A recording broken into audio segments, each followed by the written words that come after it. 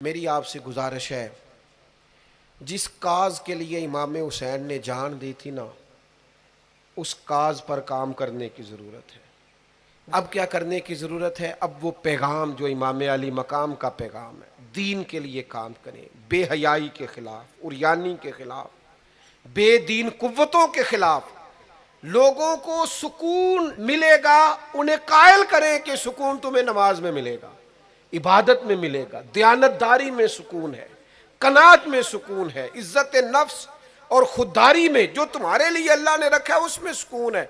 लूट के खाओगे तो सुकून नहीं मिलेगा। मेरे भाई, इस सारे पैगाम को आम करने की ज़रूरत है। फैल जाएं दुनिया में, और जिस तरह अपने हक में लोगों को कायल करते हो ना, को मजबूरी बन जाए, इस तरह लोगों को दीन के हक में कायल करें। मिन्नत करके बेनमाजी को नमाजी करें, मिन्नत करके जो दीन से दूर है उसे दीन के करीब करें। आप कोशिश करें कि फ़रोग़ दीन हो, जहाँ मस्जिद नहीं तामीर मस्जिद में किरदार अदा करें। अपने लहजों से हर थकावट उतार के आगे बढ़ो, मिली कौमी सोचें पैदा करो। हमने इस वतन को भी तामीर करना है, दीन के लिए हमने अपने आप को पेश करना है जिस हद तक हो सके। और दीन की तबलीग का सबसे बेहतरीन तरीका ये है। इमाम जाफ़र सादक से किसी ने कहा था, मैं दीन की तबलीग करना चाहता हूँ, क्या करूँ?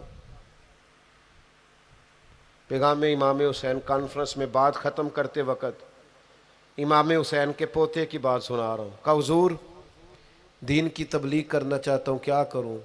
फरमाने लगे, दीन पे अमल करना शुरू कर दे, ये दीन की तबलीग। आपका अच्छा इखलाक ये दीन की तबलीग, आपका माफ़ करने का जज्बा ये दीन की तबलीग है, आपकी खैर खाई लोगों का भला करना यही दीन की तबलीग। सिर्फ तकरीर से तबलीग नहीं करें आप, आपका अमल और किरदार ये दीन की तबलीग है। आप अपना अंदाज़े ज़िंदगी बदल जाएं, अंदाज खूबसूरत कर जाएं, ये दीन की तबलीग शुरू हो जाएगी।